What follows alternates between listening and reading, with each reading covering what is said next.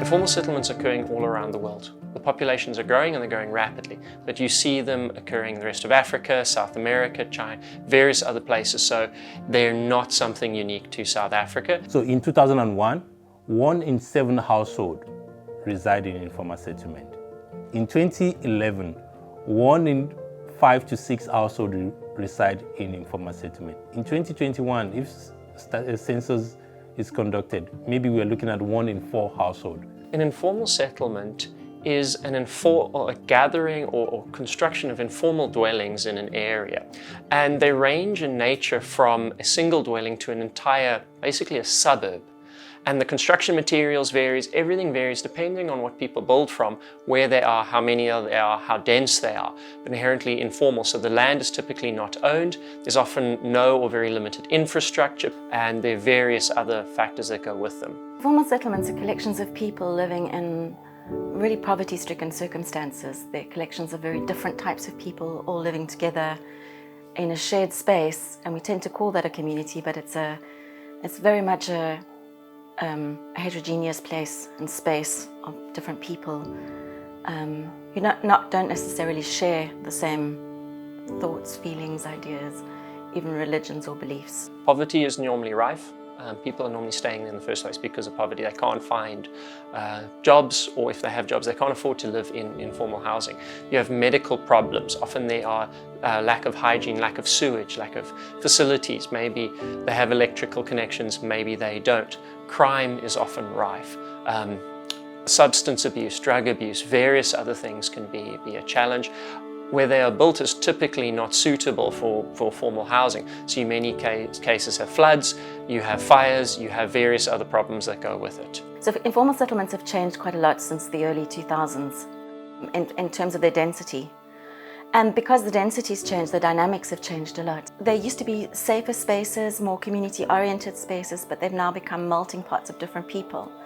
And so the complexity that comes with that and trying to find consensus is a lot harder. So working in a community now is a lot more difficult than it used to be because of that complexity and the mixture of people who are all living in the same space.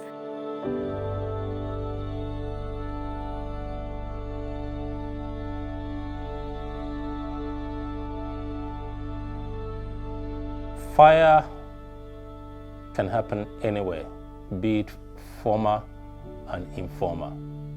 But what makes the difference in informal settlement is the nature of the materials used in building informal structure and the density of those informal settlements that they are next to each other, and that makes the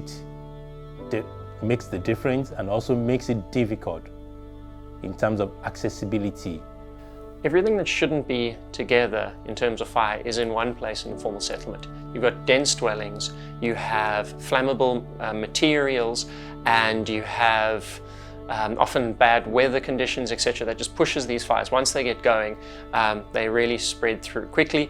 And also what's especially important, you have a lot of ignition sources. So you have candles, you have paraffin stoves, you have poor electrical connections, you have sometimes arson, difficult to quantify, various other things coming together to start the fire, and then the fire just gets going and moves quickly.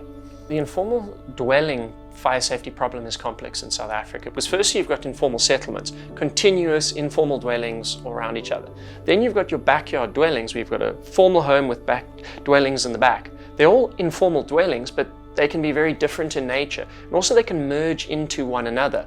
So you have a formal settlement, backyard dwellings, and then next door then a settlement gradually growing out, and the fire can spread either way and through, and they all can be affected, but once again you've got different types of homes all perhaps in one area. But also in terms of fire, why it's such a big problem is there's so many bodies involved in this problem.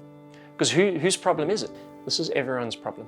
And I think that's one of the important things to realize up front. Whatever you're doing in a community has a fire safety aspect to it.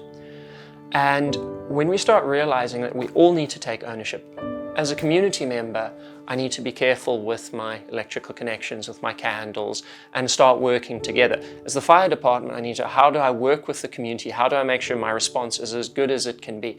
We're looking at the NGOs. If I am now providing materials, rolling out interventions, social workers working into how can I deal with fire safety while I'm doing all those things? Department of Human Settlements, municipalities, whoever we are, how can we make sure whatever we're doing, upgrading, provision of services, whatever we do, how can that reduce the impact and the probability of fires? From the Department of Human Settlement, we look into our partners to be able to respond to fire disaster that we see around. One of the areas where we look into is to look at fire suppression solution, early warning signals that can notify the community, and communication, sending communication materials to communities so that there is preparedness in case of an emergency, in case of fire. And also creating access for fire hydrants should there be fire, which through the reblocking exercise we're able to achieve that.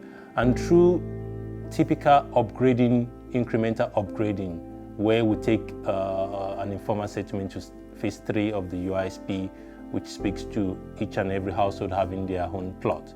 And those are the kind of things that we do as a department. Crux of the matter is partnership, and you know that will come from trust.